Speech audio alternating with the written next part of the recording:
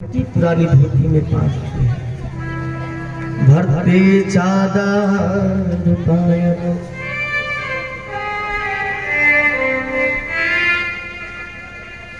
और कहते हैं कि हे स्वामी ये भेंट में आप दे दीजिएगा, आप लेकर जाइए और ये उनको अपने सखा को दे दीजिएगा।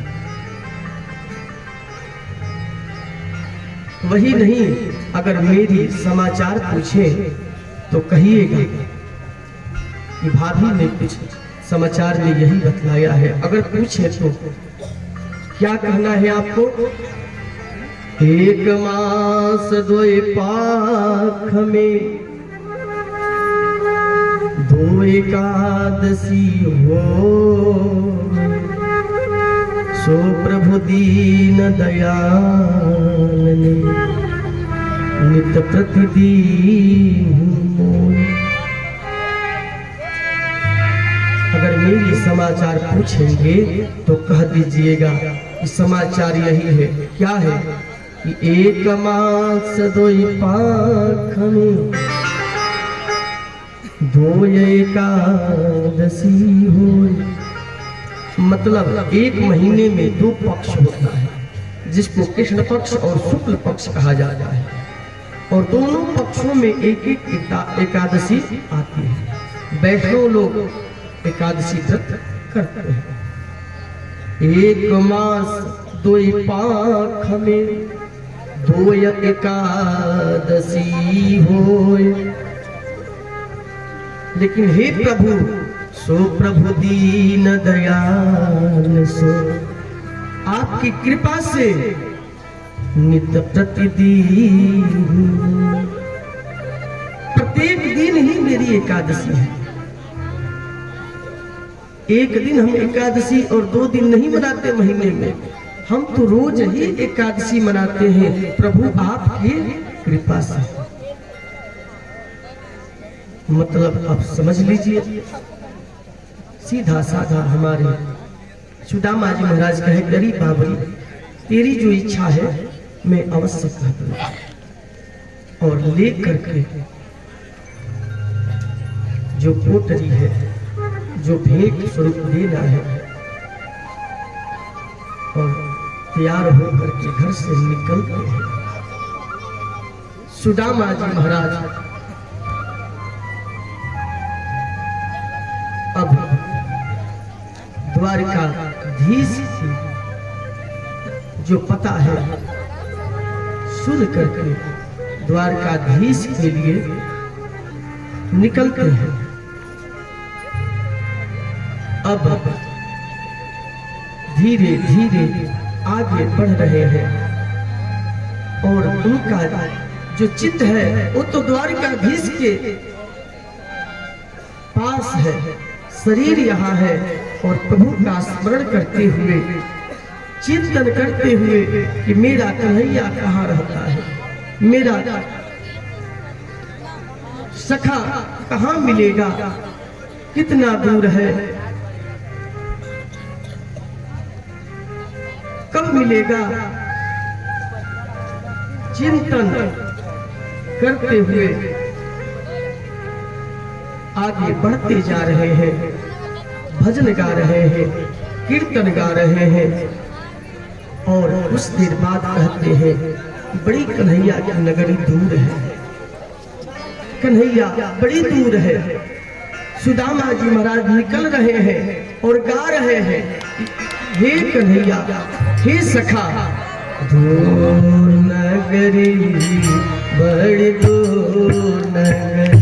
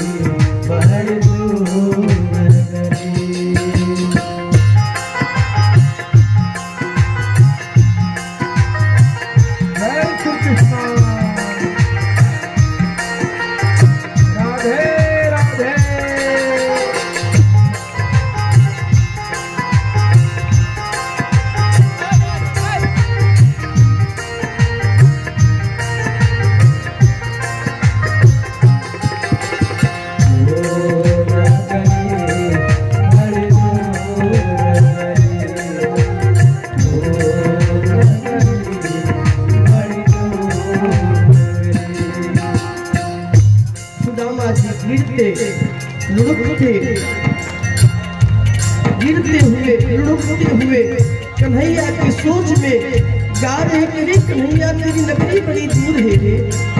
मैं सोचा था कि पहुंच जाऊंगा लेकिन मेरा शरीर अब थक रहा है।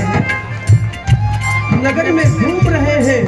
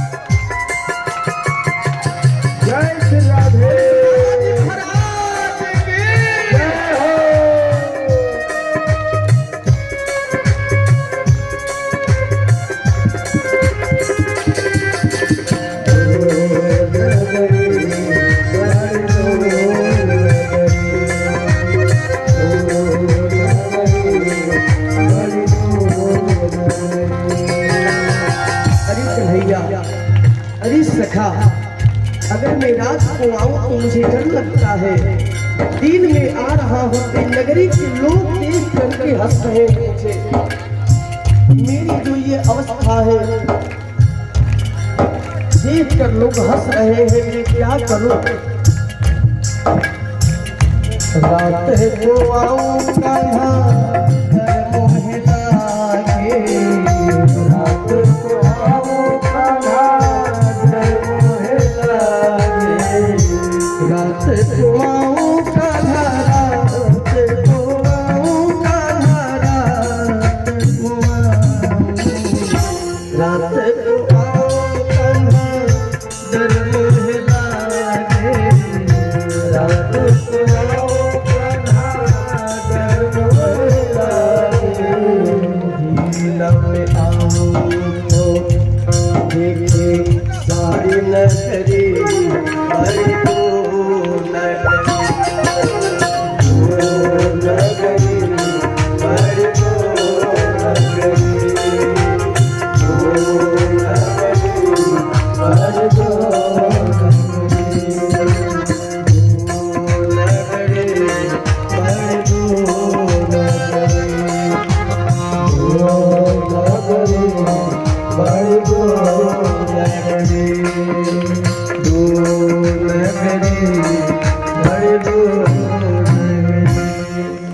ऐसे भ्रमण करते करते एक जगह गिर जाते हैं और वहीं सो जाते हैं। सुदामा जी थक गए हैं, उनको नींद लग जाती है और प्रभु को दया आती है कि मेरा सखा जो है थक गया। अब सखा जो है थक गया है, उसको क्या करती है, सो उठाकर और द्वारका नगरी में रख दे। और वहां सुदामा जी जगते हैं तो पूछते हैं कि भैया ये कौन सी नगरी है, चमचमाती हुई दिख रही है। वहां के लोगों ने कहा ये तो द्वारिका है। अरे ये द्वारिका है तो भैया ये बतलाओ कि द्वारिका है, द्वारिका है तो मेरा कन्हैया कहाँ रहता है। वहां के लोगों ने कहा, वहां के लोगों ने कहा कि कन्हैया, कौन कन्हैया महाराज, यहाँ कोई कन्हैया नहीं रहता है। तब वो कन्हैया कौन है, कैसा है। सुदामा जी महाराज कहते हैं कि जैसो है हम बचपन में कन्हैया कहते थे, आज शायद तो यहाँ का मालिक है, इतना जब वह सुना व्यक्ति कहा कि महाराज और राजा धीराज श्री श्री 108 श्री कृष्णचंद्र सरकार श्री द्वारिकाधीश है महाराज, हमारे स्वामी को कन्हैया कह रहे हो।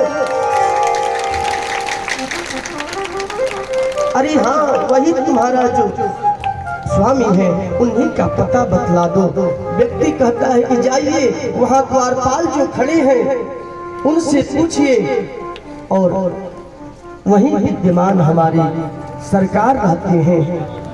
सुदामा जी महाराज द्वारपालों के पास जाते हैं और कहते हैं कि भैया क्या मेरा मित्र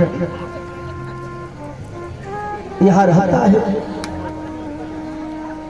कन्हैया यहीं रहता है। द्वारपालों ने कहा कि महाराज कौन है कन्हैया? सुदामा जी कहते हैं कि बचपन में हम संदीप मुनि के आश्रम में पढ़ा करते थे, बचपन का सखा है। अरे आजकल वो मालिक बना है, द्वारिकाधीश लोग बतला रहे हैं। तो हाँ महाराज, मेरे प्रभु द्वारिकाधीश है, मालिक है, तो वही मेरा सखा है। द्वारपालों ने कहा कि महाराज जब ऐसी बात है तो हम आपको अंदर नहीं जाने देंगे, हमारे मालिक नाराज हो जाएंगे। तब जा करके द्वारपालों से कहते हैं कि सुन लो, नहीं जाने दोगे तो एक सूचना पहुंचा दो उनके पास, सूचना दे दो और जा करके कहना,